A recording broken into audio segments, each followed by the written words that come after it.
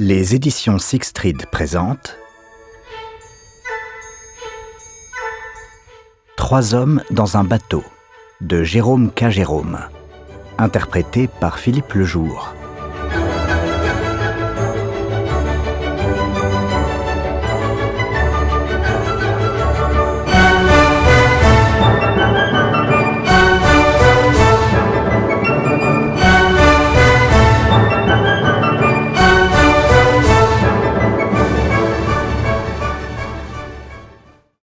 Nous étions quatre. George, William Samuel Harris, moi-même et mon Morancy, mon fox terrier. Réunis dans ma chambre, nous fumions en causant de notre mauvais état. Mauvais du point de vue médical, bien entendu. Nous nous sentions mal fichus tous les quatre, et cela commençait à nous inquiéter. Harris proclama qu'il éprouvait parfois de singuliers accès de vertige, et qu'il perdait presque la conscience de ses actes. Et alors George nous confia que lui aussi avait parfois la tête qui tournait et qu'il ne savait pour ainsi dire plus ce qu'il faisait. Pour moi, c'était mon foie qui fonctionnait mal. Je savais que c'était mon foie qui fonctionnait mal parce que je venais justement de lire une réclame de spécialité pharmaceutique pour le foie dans laquelle se trouvaient détaillés les divers symptômes permettant de reconnaître qu'on a le foie détraqué. Je les présentais tous. C'est une chose bien curieuse, mais je ne peux pas lire une réclame de spécialité pharmaceutique sans être amené forcément à conclure que je souffre précisément du mal en question sous la forme la plus dangereuse.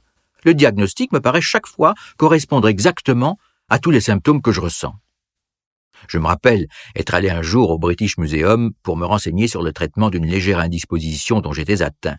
Il s'agissait, je pense, de rhume des foins. On m'apporta le bouquin et je lus tout l'article que j'étais venu consulter. Puis, dans un moment de distraction, je tournai les pages sans y penser et me mis machinalement à étudier toutes les maladies, l'une après l'autre. Je ne sais plus par laquelle je commençais, c'était en tout cas un fléau terrible et dévastateur. Mais avant même d'avoir parcouru la moitié de la liste des symptômes prémonitoires, j'étais convaincu fermement que je l'avais bel et bien attrapé. Je restai tout d'abord glacé d'horreur. Puis, dans l'abandon du désespoir, je me remis à tourner les pages.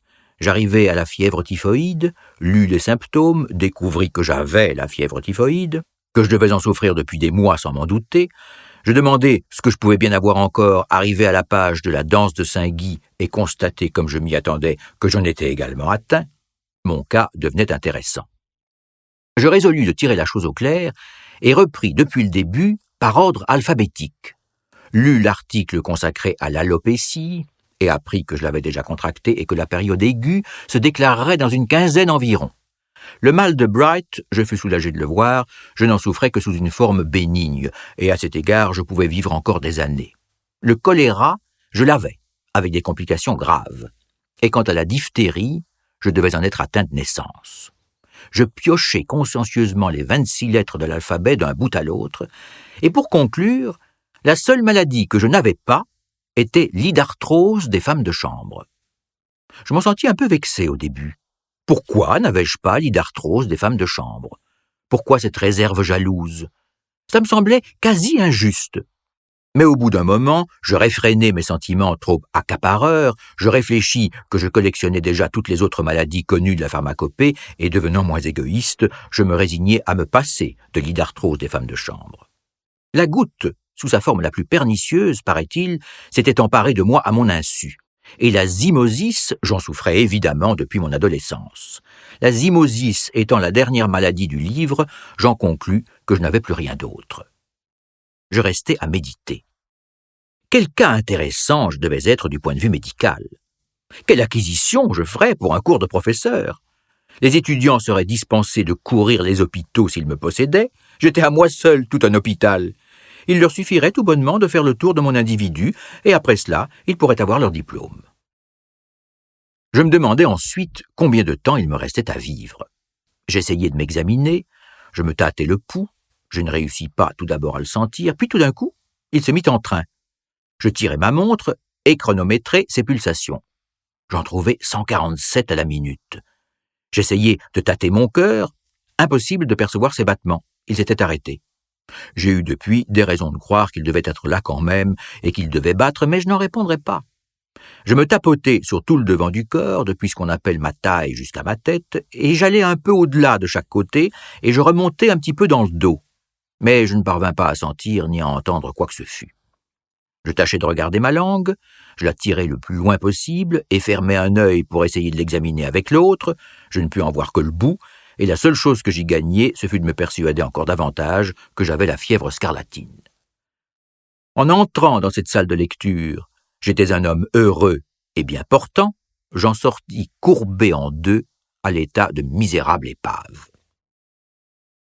J'allais trouver mon médecin.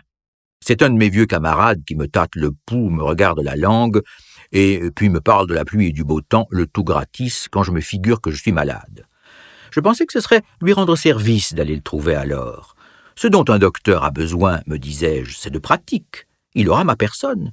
Il retirera de moi plus de pratique que 1700 de ces vulgaires malades qui n'ont chacun qu'une ou deux maladies au plus.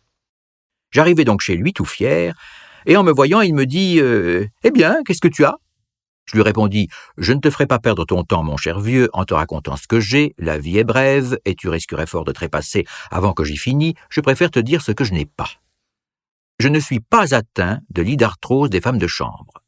Pourquoi l'idarthrose des femmes de chambre m'a-t-elle épargné, je ne saurais te le dire, mais le fait est que j'en reste indemne. Tout le reste, à part cela, j'en suis atteint. » Et je lui contai en détail comment j'étais arrivé à cette découverte. Il me fit tirer la langue, y jeta un coup d'œil, me prit le poignet, puis il me tapa sur la poitrine alors que je m'y attendais le moins. J'appelle ça prendre les gens en traître. Et tout de suite après, il colla son oreille. Après quoi il s'assit, rédigea une ordonnance, la plia et me la remit. Je la glissai dans ma poche et m'en allai. Je ne l'ouvris pas, je la portai au pharmacien le plus proche et la lui présentai. Il la lut et me la rendit en disant qu'il n'avait pas cela. Je lui demandai « Vous êtes pharmacien ?» Il me répondit « Je suis pharmacien en effet. Si j'étais une coopérative de vente et une pension de famille réunies, je serais peut-être capable de vous satisfaire. N'étant que pharmacien, cela m'est impossible. » Je lus l'ordonnance, elle portait 1 livre de beefsteak plus une pinte de bière brune toutes les 6 heures, une promenade de 15 kilomètres chaque matin, un lit à 11 heures précises chaque soir, et ne vous bourrez pas le crâne de choses que vous ne comprenez pas. Je suivis les instructions avec un résultat heureux pour moi, c'est-à-dire de sauver ma vie qui dure toujours. Dans le cas présent, pour en revenir à la réclame des pilules pour le foie, j'avais indéniablement les symptômes dont le principal est un dégoût complet du travail sous toutes ses formes. Ce que je puis souffrir de cette façon-là, il n'est pas de mots pour le dire. Dès ma première enfance, j'en étais au martyre. Jeune écolier, cette maladie ne me quitta pas un seul jour. On ne savait pas que c'était la faute de mon foie. La science médicale était beaucoup moins avancée qu'aujourd'hui, et on attribuait cela à la paresse. On me disait « Mais satané petit fainéant, secoue-toi, tu ne feras donc jamais rien pour gagner ta vie !» On ne savait pas, bien entendu, que j'étais malade. Et au lieu de m'administrer des pilules, on m'allongeait des taloches. Et aussi singulier que cela puisse paraître, ces taloches me guérissaient souvent, pour 1 heure. Certaines de ces gifles ont eu plus d'effet sur mon foie et m'ont bien mieux inspiré le désir de me mettre à la besogne sur le champ que ne le fait à présent toute une boîte de pilules. Il en va souvent ainsi, voyez-vous, les simples remèdes de bonne femme sont quelquefois plus efficaces que toutes les drogues d'apothicaire. Nous restâmes là pendant 1 demi-heure à nous décrire nos maladies les uns aux autres. J'expliquai à George et à William Harris l'état où je me trouvais en me levant le matin, et William Harris nous raconta comment il se sentait quand il allait se coucher. Et George se mit debout devant la cheminée et se livra à une habile et expressive mimique démonstrative de ce qu'il éprouvait pendant la nuit. George, voyez-vous, s'imagine qu'il est malade, mais en réalité il n'a rien du tout. Nous en étions là quand Madame Poppets, notre logeuse, frappa à la porte pour savoir si nous étions disposés à souper. Nous échangeâmes un sourire amer et lui répondîmes que nous allions essayer tout de même d'avaler une bouchée. Harris ajouta qu'un petit quelque chose dans l'estomac tient souvent la maladie en échec. Madame Poppets nous apporta le plateau et nous nous mîmes à table pour grignoter un peu de rumsteak aux oignons et de tarte à la rhubarbe.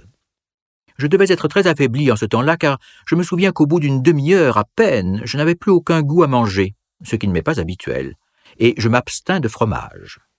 Ce devoir exécuté, nous remplîmes nos verres, allumâmes nos pipes et reprîmes la discussion sur notre état de santé.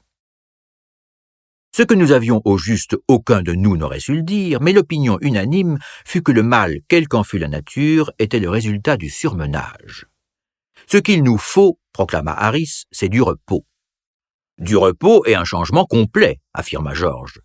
L'abus de nos facultés intellectuelles a entraîné chez nous une dépression générale de l'organisme.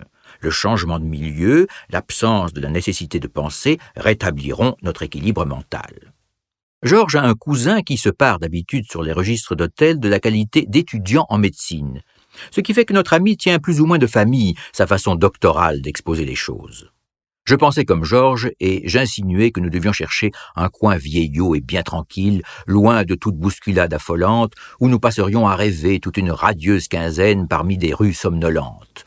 Un petit trou presque ignoré, mis en réserve par les fées, à l'abri du tumulte du monde, un romantique nid d'aigle, perché sur les falaises du temps où l'on entend à peine, au loin, battre les flots tumultueux du XIXe siècle.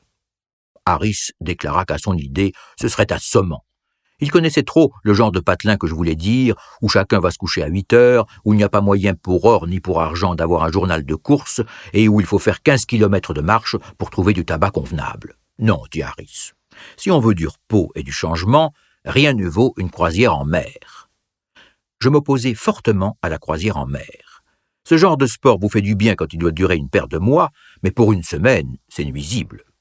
On part le lundi avec l'idée bien arrêtée qu'on va s'amuser, on envoie un adieu protecteur aux amis sur le quai, on allume la plus grosse pipe et on se dandine sur le pont aussi fier que si l'on était le capitaine Cook, Sir Francis Drake et Christophe Colomb réunis en un seul. Le mardi, on regrette d'être venu, le mercredi, le jeudi et le vendredi, on souhaiterait être mort, le samedi, on est en état d'avaler un peu de bouillon, de s'asseoir sur le pont et de répondre avec un pâle et doux sourire quand 2 personnes compatissantes vous demandent si vous vous sentez mieux. Le dimanche, on recommence à circuler et à prendre de la nourriture solide. Et le lundi matin, lorsque valise et parapluie à la main, on se tient à la coupée prête à débarquer, on commence à aimer ça, tout à fait. Ceci me rappelle l'aventure de mon beau-frère lorsqu'il partit faire une petite croisière en mer pour sa santé. Il prit un aller-retour de cabine Londres-Liverpool. Et dès son arrivée à Liverpool, il n'avait plus qu'un désir, c'était de revendre son billet de retour. Ce billet, on l'offrit dans toute la ville avec une réduction formidable et il fut à la fin adjugé pour 36 sous à un jeune homme de mine bilieuse à qui son médecin venait justement de recommander l'air de la mer et l'exercice. « L'air de la mer, lui dit mon beau-frère en lui glissant affectueusement le billet dans la main, « mais mon bon, vous allez en avoir là pour toute votre vie. Et quant à l'exercice, vrai, vous prendrez plus d'exercice à rester assis sur ce bateau que si vous faisiez des sauts périlleux sur la terre ferme. » Quant à lui, mon beau-frère, il revint par le train, en déclarant que le chemin de fer du Nord-Ouest était un exercice d'hygiène suffisant pour lui. Un autre garçon de ma connaissance partit pour une croisière d'une huitaine le long de la côte, et avant le départ, le maître d'hôtel vint lui demander s'il préférait payer chaque repas séparément ou régler d'avance à forfait pour la série entière. Le maître d'hôtel lui vanta cette seconde méthode comme beaucoup plus économique. Il dit qu'on le nourrirait toute la semaine pour 2 livres 5 shillings. Il ajouta qu'au petit déjeuner, il y avait du poisson suivi d'un rôti. Le déjeuner était à 1 heure et comportait 4 plats. Le dîner à 6, potage, poisson, entrée, plat de viande, volaille, salade, entremets, fromage et dessert, plus un souper de viande froide à 10 heures. Mon ami, gros mangeur, crut devoir s'en tenir à la combinaison des 2 livres 5 shillings et paya. Le déjeuner fut servi juste au départ de Sheerness. Il se sentait moins d'appétit qu'il ne l'aurait cru, et se contenta d'une tranche de bouillie et de fraises à la crème. Il médita beaucoup durant l'après-midi. Tantôt il lui semblait n'avoir rien mangé que du bouilli depuis des semaines, et à d'autres moments il lui semblait n'avoir subsisté que de fraises à la crème depuis des années. Pas plus le bœuf que les fraises à la crème, du reste, ne faisait une heureuse digestion. Il paraissait plutôt mécontent. À 6 heures, on vint prévenir mon ami que le dîner était servi. Cette nouvelle ne suscita en lui aucun enthousiasme, mais il songea qu'il lui fallait en prendre pour son argent, et se cramponnant à des cordages et autres engins, il descendit au restaurant. Une bonne odeur d'oignons frits et de jambon chaud, de poissons frits et de légumes l'accueillit au bas de l'escalier.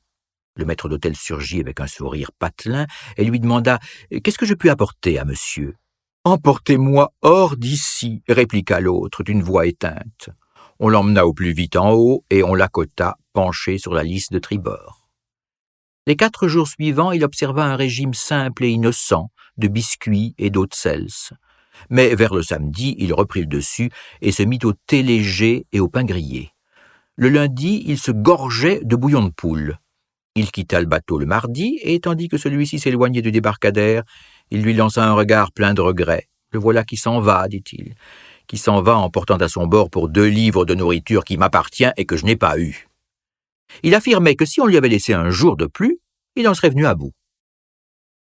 Je m'opposai donc à la croisière en mer. Non, comme je l'expliquais, à cause de moi, je n'ai jamais le mal de mer, mais je craignais pour Georges. Georges affirma qu'il supporterait fort bien la navigation et qu'il lui plairait. Mais il nous conseillait à Harris et à moi de n'y pas songer, car il était persuadé que nous serions malades tous les 2. Harris déclara que quant à lui, il n'avait jamais compris comment faisaient les gens pour être malades en mer. Il devait le faire exprès, par affectation. Et il ajouta qu'il avait souvent désiré l'être, mais n'y était jamais parvenu. Puis, il nous conta des anecdotes sur une traversée du Pas-de-Calais qu'il avait faite un jour où la mer était si mauvaise qu'on avait dû amarrer les passagers sur leurs couchettes, et que lui et le capitaine étaient les 2 seuls êtres vivants à bord qui ne fussent pas malades. Quelquefois, c'était lui et le second qui n'étaient pas malades, mais c'était généralement lui et un autre. Quand ce n'était pas lui et un autre, alors c'était lui tout seul. Fait curieux, personne n'a jamais le mal de mer à terre. En mer, on rencontre des tas de gens très malades par plein bateau, mais je n'ai jamais encore rencontré personne à terre qui ait jamais su ce que c'était que d'avoir le mal de mer. Où ces myriades de mauvais marins qui grouillent sur chaque bateau peuvent bien se cacher quand ils sont à terre, c'est pour moi un mystère. Si beaucoup d'hommes étaient comme le citoyen que j'ai vu un jour sur le bateau de Yarmouth, l'apparente énigme se résoudrait assez facilement. C'était juste en face de la digue de Southend. Je me souviens, et il se penchait par un des sabords dans une position très dangereuse. Je m'approchai de lui pour tenter de le sauver. « Eh, dites donc, rentrez-vous un peu, lui dis-je en le tirant par l'épaule. Vous allez tomber à l'eau. »« Oh, mon Dieu, je voudrais y être » fut la seule réponse que je pus obtenir de lui, et je dus le laisser là. 3 semaines après, je le revis dans la salle de café d'un hôtel de Bath, qui parlait de ses croisières et exposait avec enthousiasme son amour de la mer. « Si j'ai le pied marin !» s'écria-t-il en réponse à un doux jeune homme qui le questionnait avec envie.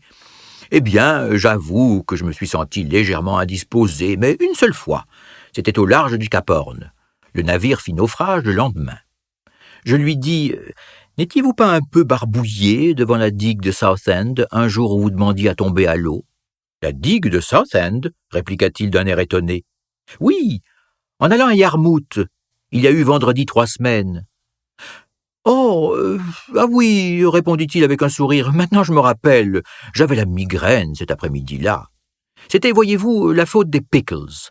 Les plus ignobles pickles que j'ai jamais goûtés sur un bateau qui se respecte. En avez-vous pris ? » Quant à moi, j'ai découvert un excellent préservatif contre le mal de mer, c'est de me balancer. On se tient debout, au milieu du pont, et quand le bateau roule et tangue, on penche son corps de côté et d'autre, de façon à le tenir toujours vertical. Quand la proue se relève, on s'incline en avant, jusqu'à ce que le pont touche presque votre nez, et quand c'est la poupe qui se soulève, on s'incline en arrière. Ça va très bien pendant 1 heure ou 2, mais on ne peut pas se balancer pendant 1 semaine. Georges dit « Remontons donc la Tamise ». Il affirma que nous aurions tout ce qui nous manquait, air pur, exercice et repos. Le perpétuel changement de paysage occuperait nos esprits, y inclus ce qu'en possède Harris, et le maniement des avirons nous donnerait bon appétit et nous ferait bien dormir. Harris répondit que, à son avis, Georges ne devait rien faire qui eût tendance à le rendre plus endormi qu'il ne l'était toujours, car cela pourrait devenir dangereux. Il ne voyait pas trop comment Georges serait capable de dormir plus qu'il ne faisait déjà, étant donné qu'il n'y a que 24 heures par jour, été comme hiver, et de toute façon, s'il arrivait à dormir davantage, il vaudrait tout autant pour lui d'être mort, ce qui lui économiserait sa pension et son logement. Harris ajouta qu'à part cela, la Tamise lui irait comme un gant. À moi aussi, elle allait comme un gant, et Harris et moi déclarâmes tous 2 que Georges avait eu là une bonne idée. Nous dîmes cela d'un ton qui montrait plus ou moins notre surprise de voir Georges devenu si intelligent. Le seul qui ne fut pas emballé par la proposition était Montmorency. Montmorency n'a jamais eu aucun goût pour la Tamise. « C'est parfait pour vous, les amis, grogna-t-il, vous aimez ça, mais moi pas. Ça n'a aucun attrait pour moi. Le paysage n'est pas dans mes cordes et je ne fume pas. Si je vois passer un rat, vous ne stoppez pas, et si je me mets à dormir, vous faites aussitôt des bêtises avec le bateau et me flanquez dans la flotte. Tout cela, si vous voulez le savoir, pour moi, c'est totalement idiot. Mais nous étions 3 contre 1 et la proposition fut votée.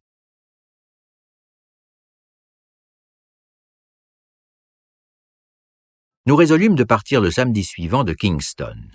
Harris et moi, nous irions dès le matin conduire le canot jusqu'à Chertsey, et George, qui ne pouvait sortir de la cité avant l'après-midi, George va dormir dans une banque tous les jours de 10 à 4, excepté le samedi où on le réveille pour le mettre dehors à 2 heures.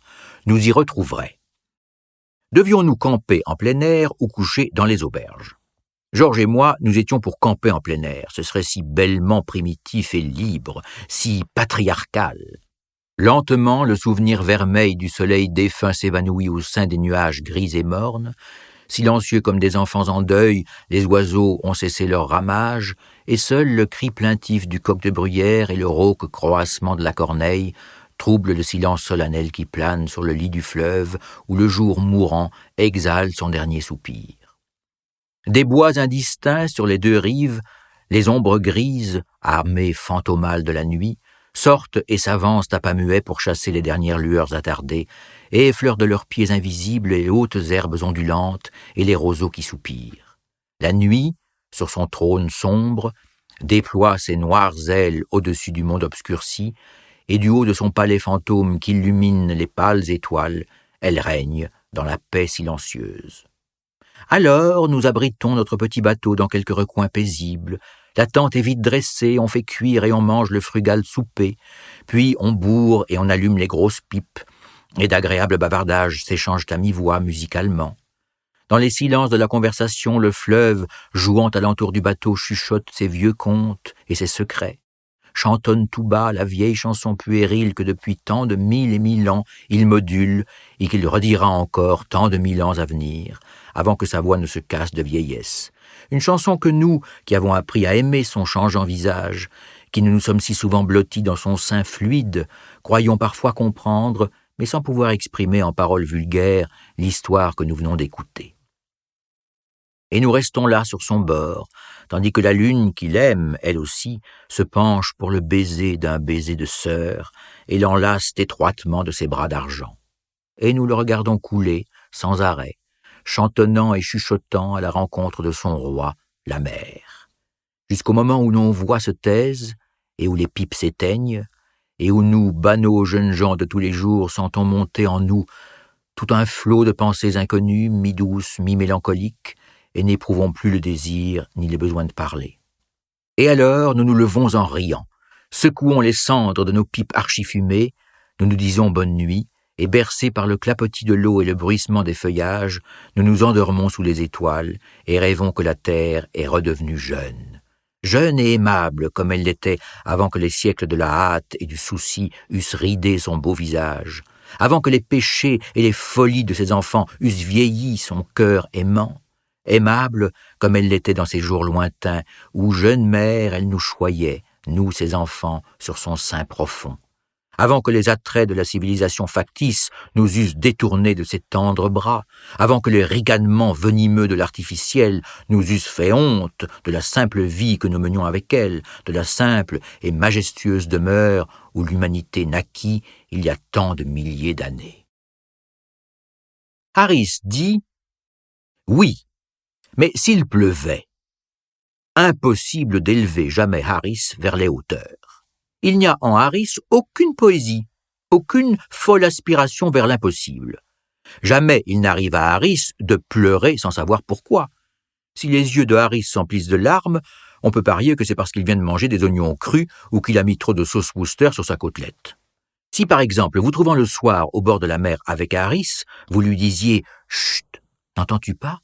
Ce sont les sirènes qui chantent dans leurs grottes sous-marines, ou les âmes en peine qui psalmodient des lamentations pour les cadavres blanchis retenus par les algues. » Harris vous prendrait par le bras et dirait « Je vois ce que c'est, mon vieux, tu as pris froid et tu as la fièvre. Allez, viens avec moi, je connais un bistrot à 2 pas d'ici où tu pourras boire un coup du plus fin whisky que tu aies jamais dégusté et qui te remettra d'aplomb en 5 secs. » Harris connaît toujours un bistrot à 2 pas d'ici où l'on peut boire quelque chose d'exceptionnel. Je suis sûr que si vous le rencontriez en paradis, à supposer que la chose soit vraisemblable, il vous accueillerait d'emblée par ces mots « Très heureux de ta venue, vieux frère. J'ai découvert un chic bistrot à 2 pas d'ici où on peut boire un vrai nectar de première classe. » Dans le cas présent, toutefois, en ce qui concerne le camping, sa façon pratique d'envisager les choses arrivait fort à point. Camper à l'air libre par temps de pluie n'a rien d'agréable. C'est le soir, on est tout trempé, il y a 5 bons centimètres d'eau dans le bateau et tous les objets sont mouillés. On trouve sur la rive un endroit un peu moins fangeux que les autres, on débarque pour déployer la tente et on se met à 2 pour entreprendre de la dresser. La toile est imbibée d'eau et pesante, elle claque au vent, retombe sur vous, s'entortille autour de votre tête et vous rend fou. Cependant, la pluie ne cesse pas de tomber à seaux. C'est déjà assez difficile de dresser une tente par temps sec. S'il pleut, cela devient un vrai travail d'Hercule. Au lieu de vous aider, il vous semble que le collègue ne fait que des bêtises. Au moment précis où vous venez d'assujettir comme il faut votre côté de la tente, il se met à aller du sien et démolit tout. « Hé, oh, qu'est-ce que tu fiches ?» lui criez-vous. « C'est toi, qu'est-ce que tu fiches, toi ?» renvoie-t-il. « Laisse aller, veux-tu ?»« Ne tire pas dessus, tu as tout démantibulé, espèce de gourde, lancez-vous. »« Non, c'est pas moi, hurle-t-il à son tour. Laisse aller de ton côté. Je te répète que tu as tout démantibulé, rugissez-vous, regrettant de n'être pas plus près de lui. Et tu as tiré si fort sur les cordes que tous les piquets sont arrachés. Quel idiot, l'entendez-vous murmurer tout seul. Puis survient une traction farouche, et voilà votre côté parti. Vous déposez le maillet et vous mettez en devoir de faire le tour pour aller dire votre façon de penser au copain. Mais au même instant, il se met à faire le tour dans le même sens pour venir vous exposer son avis. Et vous vous poursuivez l'un l'autre en vous injuriant tout autour de la tente qui finit par s'abattre en un tas. Vous restez à vous dévisager par-dessus ces décombres, puis vous vous écriez avec indignation, tous les deux à la fois, « Là, tu vois bien, qu'est-ce que je t'avais dit ?» Cependant, le troisième collègue, qui était en train d'écoper le bateau, qui s'est fourré de l'eau plein la manche et qui a juré tout seul sans discontinuer depuis 10 minutes, voudrait bien savoir, nom d'un tonnerre, à quoi vous vous amusez et pourquoi cette fichue tente n'est pas encore dressée. Pour finir, tant bien que mal, la voilà debout et on débarque le matériel. Il ne faut pas songer à faire un feu de bois. On allume donc le réchaud à alcool autour duquel on se rassemble. L'eau de pluie est au dîner le principal article d'alimentation. Le pain renferme 2/3 d'eau de pluie, le beefsteak en est imprégné, et la confiture, le beurre, le sel et le café se sont associés avec elle pour faire de la soupe. Après le repas, on constate que le tabac est humide et qu'on ne peut pas fumer. Par bonheur, on a une bouteille du liquide qui est gai et enivre, si on le prend à la dose voulue, et cet élixir vous rend suffisamment le goût de vivre pour que vous soyez tenté d'aller vous coucher. Alors, vous rêvez qu'un éléphant est tout d'un coup venu s'installer en plein sur votre estomac et que le volcan a fait explosion et vous a projeté au fond de la mer, où l'éléphant dort toujours paisiblement sur votre sein. Vous vous réveillez avec l'idée qu'une terrible catastrophe a eu lieu dans la réalité. Votre première impression est que la fin du monde est arrivée, puis vous réfléchissez que ça ne doit pas être cela, et que ce sont plutôt des voleurs et des assassins ou encore le feu, et vous exprimez cette opinion suivant la méthode usuelle. Aucun secours ne vient, cependant, et tout ce que vous savez, c'est que des milliers d'individus sont en train de vous bourrer de coups de pied et que vous étouffez. Quelqu'un d'autre aussi paraît avoir des désagréments. Ses cris indistincts partent de sous votre lit. Résolu, quoi qu'il advienne, à vendre chèrement votre vie, vous luttez comme un possédé, cognant des pieds et des poings à droite et à gauche, le tout sans cesser de hurler à gorge déployée. À la fin, un obstacle cède, et votre tête se trouve à l'air libre. À moins d'1 mètre de distance, vous entrevoyez dans l'ombre un bandit à demi nu qui s'apprête à vous oxyre et vous vous disposez à soutenir un combat sans merci quand le soupçon commence à vous venir que ce bandit n'est autre que Jim. « Ah, tiens, c'est toi ?» vous dit-il, vous reconnaissant au même moment. « Oui, répondez-vous en vous frottant les yeux. Qu'est-ce qui est arrivé ?»« Cette fichue tente a été renversée par le vent, je crois, répond-il. Où est Bill ?»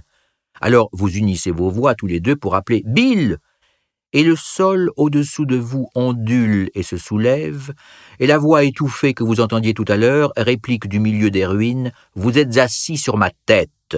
Retirez-vous un peu s'il y a moyen. » Et Bill s'ébroue et surgit, loque humaine boueuse et piétinée, et d'humeur intempestivement agressive, car il est évidemment persuadé que tout cela est un coup monté. Le matin, vous êtes tous les trois aphones, du fait du fort rhume que vous avez attrapé la nuit, vous êtes aussi très querelleurs, et vous passez tout le temps du déjeuner à vous injurier réciproquement au moyen de chuchotements enroués. Nous décidâmes en conséquence que nous coucherions dehors les nuits de beau temps, et que nous irions à l'hôtel, à l'auberge, au cabaret, comme des gens respectables, quand il pleuvrait ou quand nous aurions envie de changement. Montmorency salua ce compromis de ses approbations répétées. Lui ne se complaît pas dans une romantique solitude, il préfère quelque chose de bruyant. Et si c'est un peu vulgaire, tant mieux.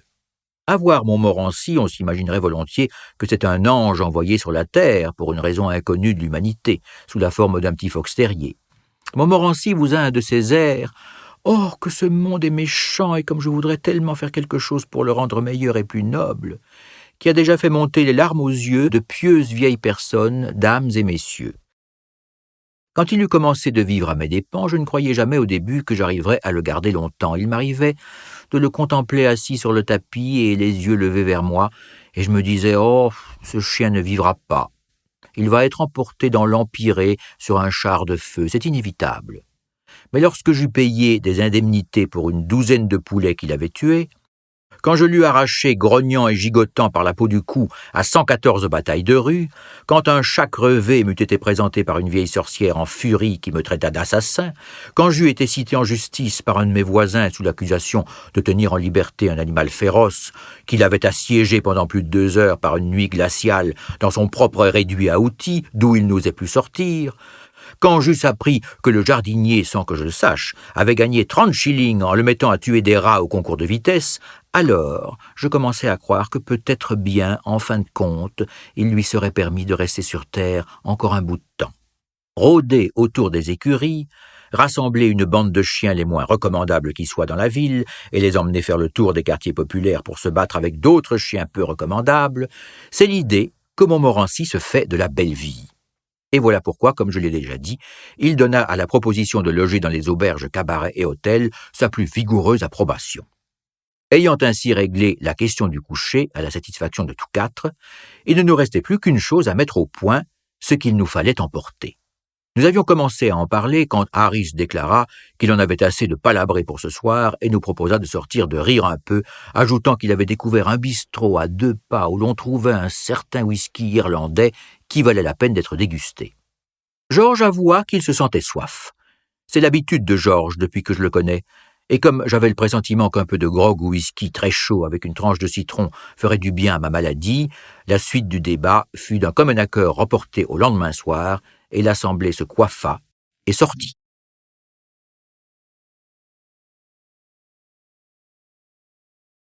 Ainsi donc, le lendemain soir, nous nous réunîmes de nouveau pour discuter et mettre au point nos plans. Harris dit « Maintenant, la première chose à régler, c'est de savoir ce que nous allons emporter.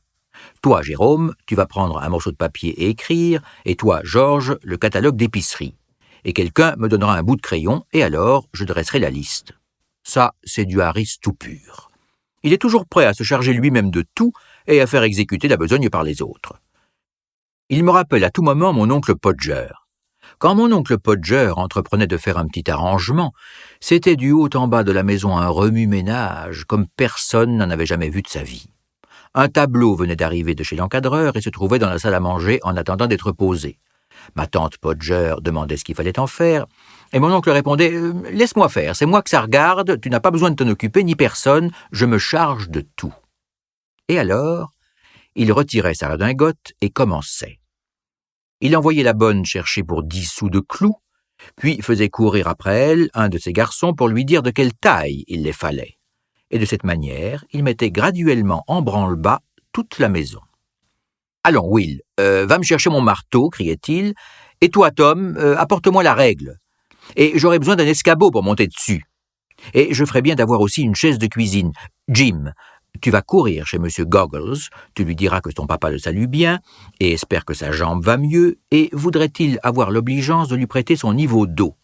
Et ne t'en va pas, Maria, car j'aurai besoin de quelqu'un pour me tenir la bougie.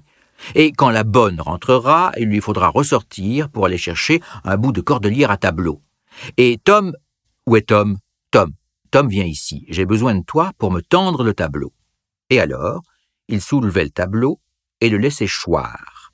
Et le tableau s'échappait du cadre, et en essayant de rattraper la glace, mon oncle se coupait, et alors il bondissait de tous côtés dans la pièce en cherchant son mouchoir. Il ne trouvait pas son mouchoir parce que ce mouchoir était dans la poche de la redingote qu'il venait de retirer, et qu'il ne savait plus où il avait mis sa redingote. et il fallait que toutes les personnes de la maison cessassent de s'occuper de ses outils pour se mettre à la recherche de sa redingote. Cependant, il se démenait et les harcelait à la ronde. « Il n'y a donc personne dans toute la maison qui sache où est ma redingote.